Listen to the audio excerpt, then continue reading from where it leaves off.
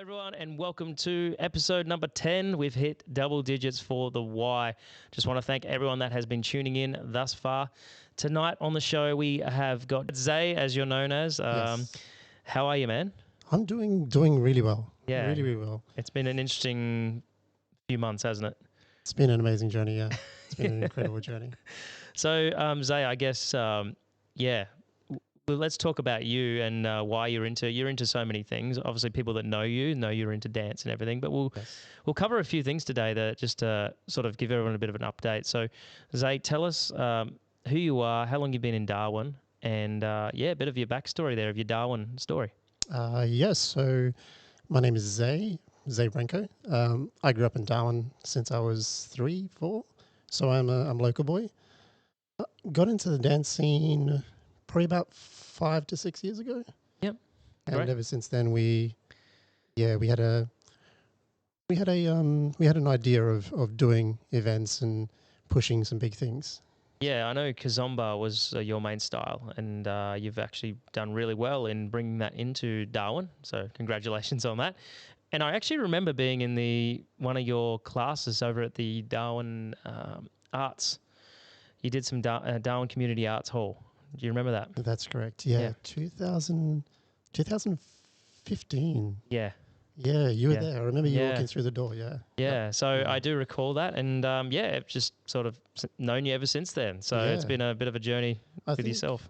Yeah, I think you and I, we've kind of gone back and forth, and we've come up with so many different ideas, and it's been great. Yeah, you even helped me with a few events with my birthday at the Italian Club, if you remember those dance events. Yeah. They were really cool. Yeah, so the dance scene in Darwin's quite unique. Being that it's, I guess, multicultural. You've got it's a great holiday destination, so you're going to have a lot of people coming in all the time. And we've just, as of today, actually, we've gotten rid of the mask mandate. We'll see how long that lasts, but hopefully for good. It's been an interesting few months with the dance scene. Want to tell us how that's been in Darwin?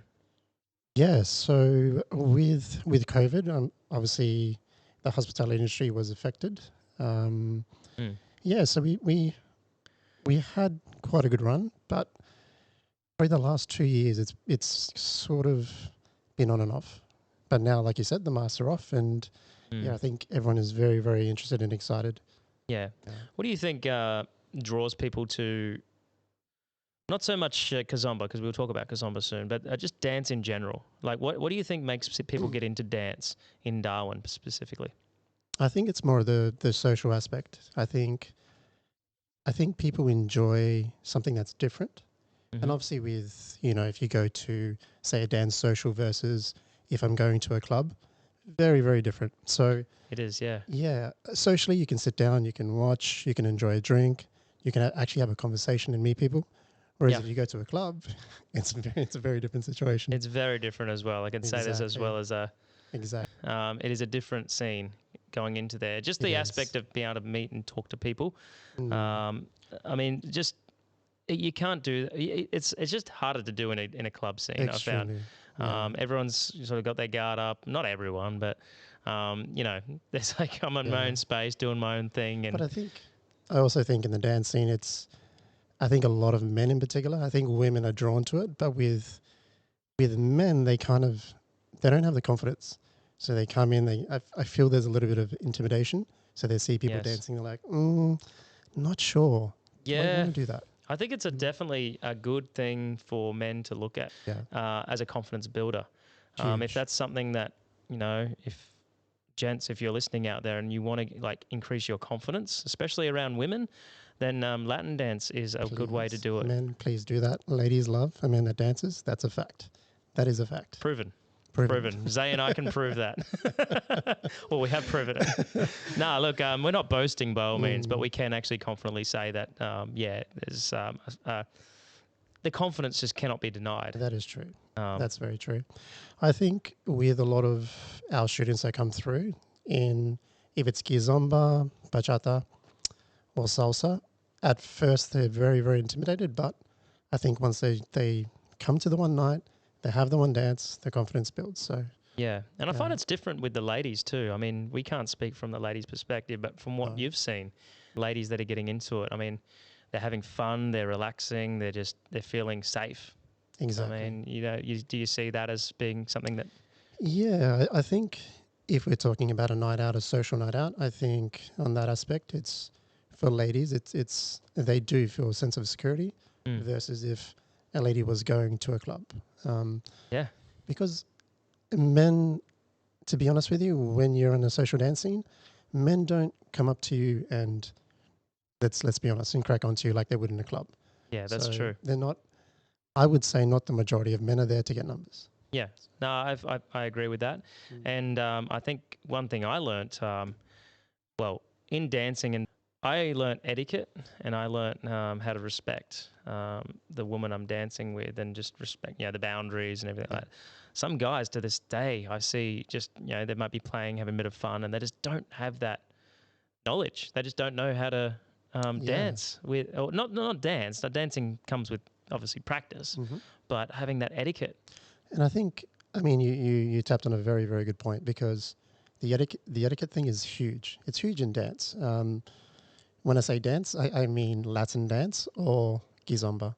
So in Latin dance, we're taught etiquette. We're taught how to approach a woman. We're taught how to respect a woman on the dance floor. So I think that's a big positive with social dancing. Yeah, and even Latin dancing. I know the other styles as well. Like I've haven't done it too much. I've dabbled a little bit in swing. Swing's a bit more of a fun, happy-go-lucky. It's very, but they still have this, the rule of the, make sure the hand's above the waist or even above the, on the back area, sort of. That's correct. They're very strict on that, which is good. But it's also, I guess, more so with Latin because you first look at the style like bachata or kizomba, and you have to have that etiquette.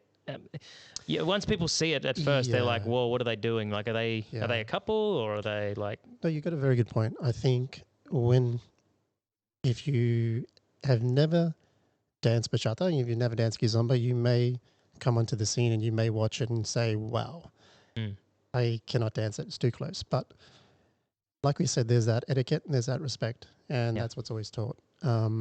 And we try and push that a lot. And I think once you dance it, you understand. Yeah. Yeah. So going back to the dance scene in Darwin, so that's been evolving and still evolving. It has, yeah. Well, I first got into it in about 2012 when it was just sort of schools going on. I used to be a part of Salsita with back then my partner at the time, and it's just changed. It's evolved. It really got really going with the Lost Ark events in the city in Darwin. And then it's been like this tradition for everyone to go there. And you just so happen to DJ the nights there. So tell us, how's that evolution been? It's actually been an incredible story, to be honest with you. With the dance scene in particular, so I was first introduced into the dance scene around 2013, 2012. So my ex-partner, she loved going to the Latin dance parties, but I never did any classes. Basically, we went to a boat party that was run by Salsita, and we went to a few of the parties that were held at the community hall, and enjoyed it. It was amazing. But when I got more involved in 2014, I felt that we should do something a little bit bigger. Something where we can get more public exposure, and that's when I had the idea of, hey, I'm going to put a proposal together. I'm going to go to every club in the city. And I'm going to give them the proposal and let's see what happens. And every club that I went to said nope. But it was by chance that we got to Lost Ark. So I work with a guy called Eddie Jean, and he was doing events at Lost Ark. He was doing reggae events at Lost Ark. Oh, Eddie, yes, I do know Eddie, yeah. Yeah, great guy. And so what happened was the guy he was talking to, the owner, Ross, said, hey, do you know anyone that does Latin? And Eddie gave him my number and we spoke and it all happened. Yeah, and then it was Latin Night Thursdays, and then it turned into Viva Nights, and Viva had a bit of a Nights. evolution Yeah, there. it did. And It did. it was a really good way. And I sort of have this philosophy as well with my events: is just bringing people together It for a does. good time, right? It does. And like, you know, you're an entrepreneur yourself, so you understand the hard work that goes into things. So Yeah, we had our trials and tribulations, and we found the right formula which worked. yep. And That's what it's you got to been find. yeah, it's been running for 6 years. It's been Yeah. amazing. You've got some other stuff happening as well, like the one the other night.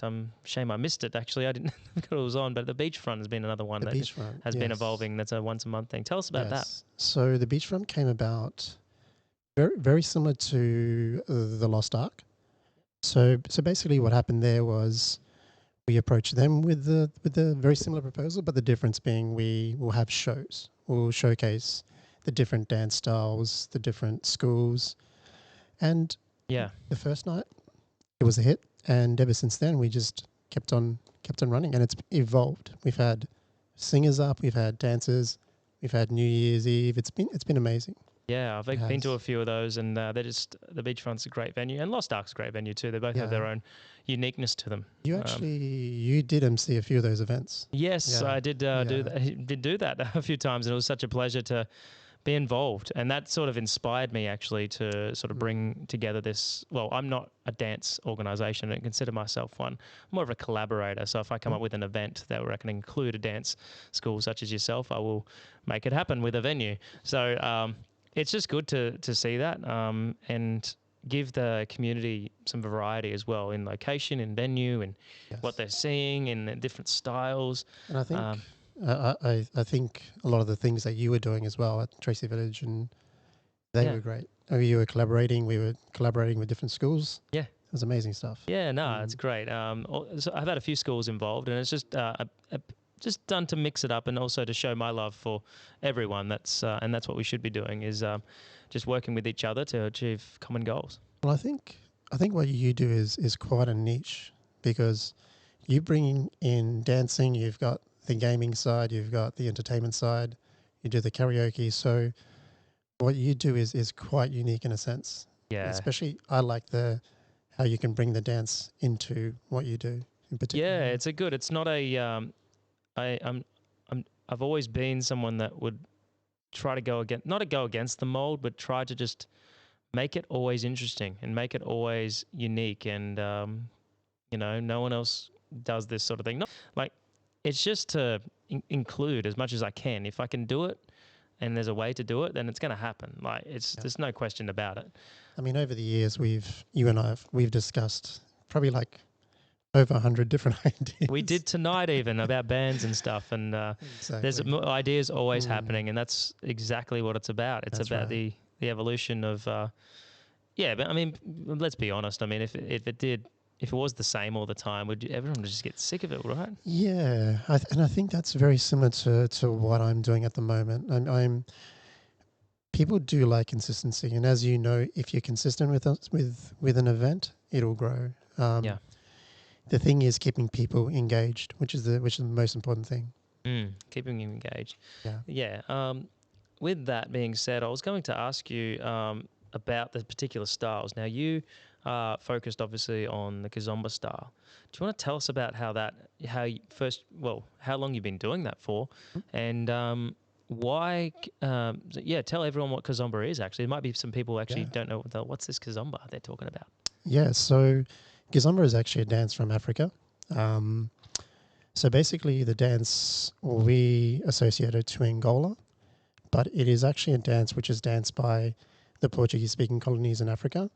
So you have Mozambique, you have Guinea-Bissau, Cape Verde, and you have Santo Tomé Príncipe. So I was born in a place called Mozambique. Naturally, I was exposed to the music and the dance, but not the way you see the dance on YouTube. It was more like a family sort of environment, social dance. Yeah, it has had a bit of an evolution, and there's like the traditional Kizomba versus like the more modern Kizomba, which we see today mainly. Yeah, so just like bachata, it has its evolution, same as music. you have the more traditional sounding music, and then you have the more R&B type. So yeah. No, it's interesting with that because it can appeal to different generations as well, I found. So I find that with other styles as well, like swing and things like that. They definitely, like a style like swing, you're looking at very old classical sort of swing and music and rock and roll and stuff like that. But being able to have at your repertoire different moves depending on the style. Like I just really love that about a Latin night. I can go to Latin, I can just jump in and do some salsa if amazing. I want. It is amazing, yeah. I can do some bachata, which is my personal favorite, and a bit of kizomba if I feel like it. So I didn't realize how deep my voice is talking into this mic. Yeah, they pick up really well. Does he sound awesome, everyone? No, that's a very good point that you pick up on, especially as a DJ and as a promoter. Yeah. You do have a lot of responsibility because you have a big scene. You have dancers that don't dance kizomba. You have dancers that only dance bachata. You have Latinos. You have Latin dance. So it's finding the right balance. Yeah, absolutely. Yeah, I find it even with my events. Karaoke is another example. You have people that are there for karaoke, people that don't want anything to do with karaoke, and some people that like might get into it if it interests them. So it's the same thing with dance, no doubt. I'd find. And I always like to try to encourage people when I'm at events to get involved in dance. But yeah, you did sing. I think you did sing at Lost Ark once, didn't you? Yeah, I think I sang that Nelson Friend. Yeah. Rebound Chick. Not the maybe not the best song. Yeah. It was Rebound Chick, wasn't it? It's such did you sing two? I thought you sang two songs. Yeah. Oh, there was another one. Stand By Me. There's a version of that, which is like a kizomba or a bachata version of that. I think so, yeah. It's actually interesting because in my karaoke list, I got over 47,000 songs, and there is actually Hotel California salsa mix, and that's really cool. And there's a few of them on the karaoke. So, yeah, if I see some of yours out, I'll be more than happy to play it and sing it and come down for a dance. Yeah, nice. Yeah. So the effects of COVID have been quite significant. We're going with it for like 2 years. We've been dealing with it, and it's ongoing, but starting to relax a bit now, which is good. The masks have just come off, like we said. Tell us what some of those effects were, and how did it affect your school and also the scene? It was a huge effect. So with Lost Ark, we took about 3 months off. So we had a bit of a break over Christmas, and we've just come back. We came back last week, and the numbers were still a little bit down. The same situation with the beachfront. So it was it has affected it a lot, where venues don't want to invest. Yeah. Well, it's tricky too. I mean, I've been really lucky with the karaoke. I've sort of managed to scrape by and get enough people going to karaoke, make it viable. I think the huge thing with what we do is because we're so connected. So I mean, with karaoke, you can correct me if I'm wrong. You're up on the stage singing. You do still have a bit of separation, whereas in dancing, we're constantly touching each other's hands. Absolutely. And people do get scared. They do get worried. And it creates a little bit of animosity in the air because you're like, and you can't see. And I think what's really important, this is a personal thing as well. Yeah. It's really important to see the smiles. All right. I think so. I reckon it's just, if you can't see people smile, how do you know if they're having a good time? Exactly. So if you dance with someone and all you can see is their eyes doing this. Exactly. I mean, Well, there was another thing that precipitation was what I'm trying to say there. The other thing that I also noticed is the numbers for Kizomba have actually picked up a lot. And when I'm DJing, I notice there's more people dancing bachata and Kizomba versus salsa. Now, I've been giving this some thought.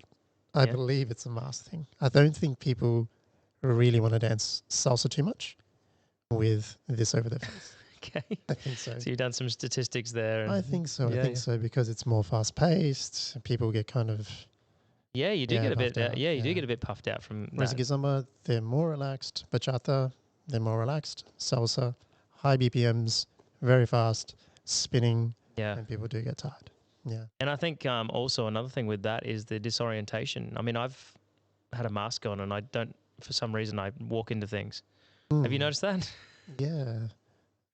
I it's weird having the mask on. And yeah. I don't think is it the mask or is it the tequila shots that I've had in the last week? I'm not sure. Yeah, I can definitely say that. Yeah, bit all over the place a bit more with salsa, a lot more spinning and everything. So, but have you found that people want to be more connected? Because there's obviously been this whole, all right, don't touch people, stay away from people, 1.5 meters, da da da da. Do you think there's been this yearning for people to want to touch again? I don't mean it like that, but you know what I mean? Like there's that. That's actually a very good point. I never actually thought about that, but now that you bring it up, I think there is that human interaction that we're missing. Yeah. Because we've been so separated, we've been locked down, and I think people want to come together. I'm starting to see that actually. I'm seeing that with my events at karaoke. People are a bit more, getting up and dancing, and if they like a song, for instance, and having a fun time and getting a bit more closer. It's like it's been missing, and they're just, wow, we can finally do it again. And I think that's really going to strengthen probably the dancing scene as well, with everyone like, all right, well, you don't have to fear anything anymore. It's just, Yeah, I think the next month will be a very testing month. Yeah. So the masks are off now, but people are still in that grey area. Yeah. So hopefully we just get through it and just build things up and make the events bigger and bigger. So Zay, you've done some international stuff. I've seen some posters with your face on the international scene. Tell us about this, man. How first of all, how long have you been doing international work, and how's it going? It's, what can I say? I'm pretty blown away myself. Just being from Darwin, a small town, being able to travel, to teach, to share what I know, it's quite rewarding. So it actually all came about when I traveled in 2017. I went to a place called Langkawi in Malaysia. Oh yeah, I've been there myself. A great place. Great little holiday island. There is an amazing venue there. It's a 5-star venue, and they had a festival. It was a Kizomba festival, and I was able to network with a lot of people, and I had a dance with a promoter. I didn't know she was a promoter. She was from Singapore, and I had a dance with her, and we danced for about 6-7 songs. It wasn't an attraction thing. It was just a dance. Yeah, of course. Yeah. She loved the dance. She loved it. She was like, "Wow, where are you from?" And we just started networking, and she reached out and she said, "Look, are you interested in the opportunity to come over to Singapore? We'll pay for your flights. Whatever we make at the workshops, we'll do a percentage." Yeah, I'll work it out. Yeah. And that was my very, very first workship. It was in Singapore, 2017. Wow. Amazing. That's a great story, man. And Chinese New Year's. It was amazing. Yeah. It just goes to show the power of networking. I mean, I've always stood by that in my business career as well. Business career, if you want to call that. Oxymoron. Anyway, but it's just that. Networking is so powerful. Networking is the most important thing. If you're a dancer, if you're an entrepreneur, a business person, you need to network. Yeah, you need to have people in your life that you either influence or influenced by you. Exactly. So it's very important, I think, and that's a really good example of that. And your ability now to travel internationally and teach your craft is just amazing. So and what I did was I traveled through Portugal. So I went to do some teachers training. Sure. And again, more networking, meeting more people, gaining the qualifications, dancing through Europe. Yeah, I was going to say too, you've actually learnt a lot of things along the way, because I've seen you now, going back, we spoke earlier about when we first met in 2015, but since then, I mean, you're talking about sort of music theory and dancing theory and things like changed. Like you can see the evolution. Yeah, I've seen that, and it's just, wow. We went from the teacher who teaches steps to the teacher that knows why we do those steps and why we listen to music. So that's very important. Very, very important. And just like, the why. Yeah. That's as a teacher, I think that's the most important thing. Yeah. Why do we do it? Yeah. And it's helping people understand their why as well, right? Exactly. Why they do it. Exactly. Yeah. Like I would love to see, like I actually taught a guy, because I've done a little bit of teaching of dance myself, but what I like to teach is that's confidence and posture.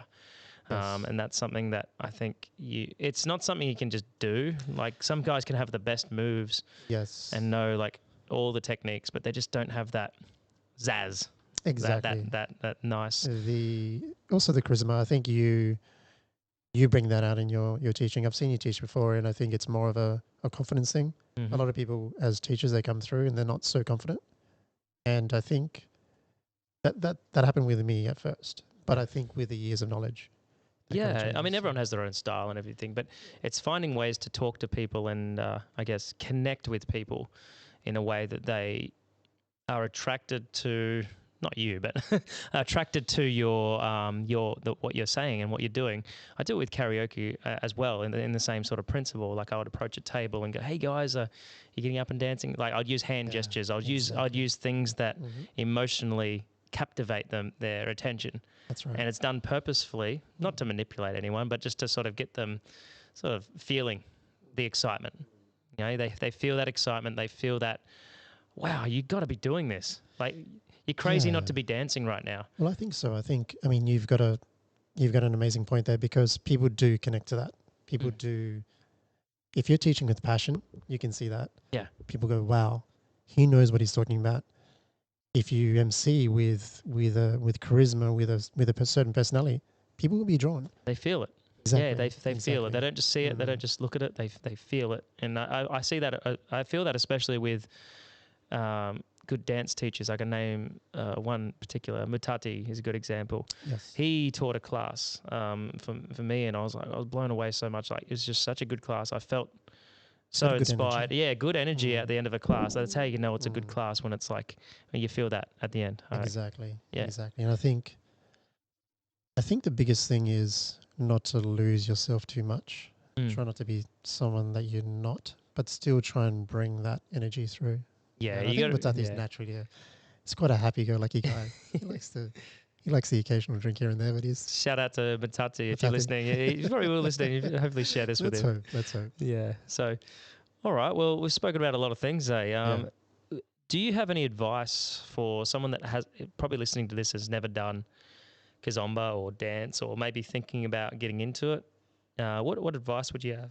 Let's just say for both women, so for men and women, which advice would you have for both of these types? Well, I think dance as a general, or dance as a whole, once you get into it, it will change your life.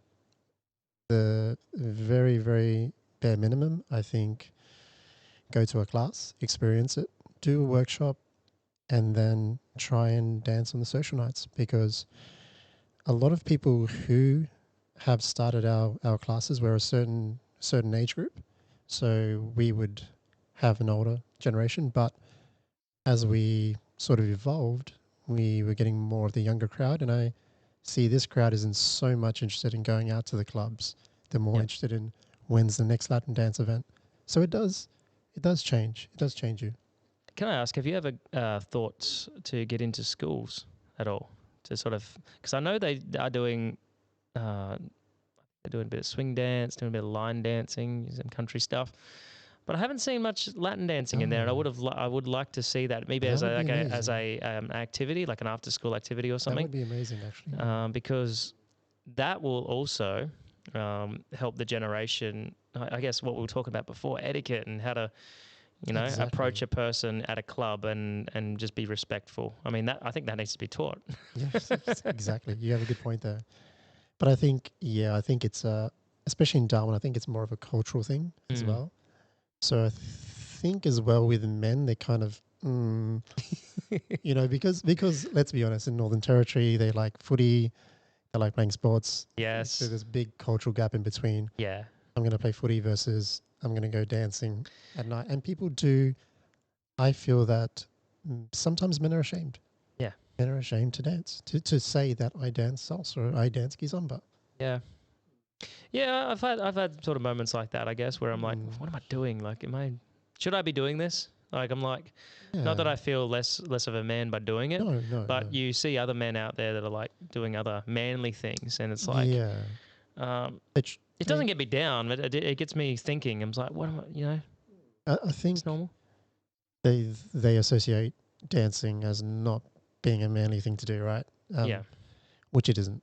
I mean, it's not that stereotype. It's more, what's the word? Eccentric? Is that a good word to put it? Like it's more I think outside the box. It's outside the box. It's, confidence. And I find the same with karaoke, depending on the song I'm singing. Exactly. So it's dance is very similar depending on the style you dance, right? It's an art form. It's your expression.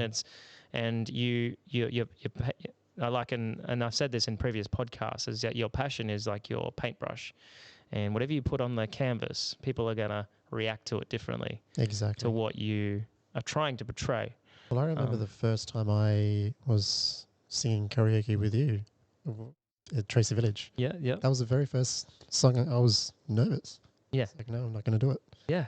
But I got up there and I did it. A lot of people think that, yeah. And it's a similar euphoria moment, I find, when people get up and they know deep down that they're good, but they just got that the shyness of singing. And when they get off the stage or when people are applauding them, they just have this sense of euphoria. And I find the same in dance, to be honest. It's a very, very similar feeling, because when I did karaoke at first, I picked up the mic and the first few lines, I was very nervous. Yep. And then when I got into the song and I knew you were there supporting, yep, I kind of got into it. Yeah. I kind of was showing more expression. I was singing using my hands. It was that's one thing I really make the point of whenever I'm hosting in karaoke, is make sure you encourage, because a lot of people are also intimidated by me as well when I'm singing a song up there, because I train nearly daily my voice, and you just gotta encourage people, whatever you're doing. If you're hosting a show which involves other people getting up and doing it, I highly recommend doing that. And you see that with the dancing as well. With a good teacher will, show people how to do it properly and help them and answer their questions and do all that kind of thing. So. Yeah, and I think people would be pretty intimidated with having you sing next to them as well. So yeah, obviously you're a good singer. Yeah, when you do something for a while, it's like it sort of becomes second nature. Do you find people kind of get a little bit nervous? They do. They do. But I have ways of breaking that nervousness by, for instance, just going to a table and making sure whenever I'm announcing something, I'm not just there talking to a blank audience. I'm talking to everyone. Like you're my, like I always like to say that karaoke is a great way to get to know the whole audience at once, because you can just express yourself. Everyone can look at you and go, "Wow, I like this guy." Or, I don't have anything, unless they're like, "Whoa, he's a bit cocky." But I do get that. I do get that, and it's how you handle that, I guess, and how you just have to show your humility as well. Yeah, then I think there's obviously a difference with confidence and being cocky, and it's a fine line. Trust me, it is a fine line. You actually have a lot of people at your nights. I mean, I've seen the photos at Six Thanks, so yeah. I mean, I guess whatever you're doing there, it's working, and it's like what we do. It's continuing to evolve. Yeah, absolutely. Well, Zay, I think that is. Yeah. I think we've gone quite a long time. Is there anything else you want to share with everyone? Your why. So let's talk about that quickly. So your why. So why do you do what you do? What's I think your purpose is? Would it be helping others, or would it be? Yeah. So my why is finding connection between people. So I love seeing the end result of what we do. So if I'm DJing, something as simple as putting on the music and then seeing people on the dance floor and just seeing that expression, seeing the smile, seeing people enjoy themselves. The end product for me is the most important. And I think with all the stress, which we do have in the background, when it comes to the end product and everyone's enjoying themselves, it just makes it all worthwhile. So just finding that connection. I think connecting between people in dance, at events, social gatherings is the most important thing. Yeah, no, it's a really good one. Good, genuine why there, mate. And so it's very respectable. I look for the similar things when running events. So, but Zay, look, thanks for coming on the show today. It's been great having you. Thank you. This has been The Why, episode number 10.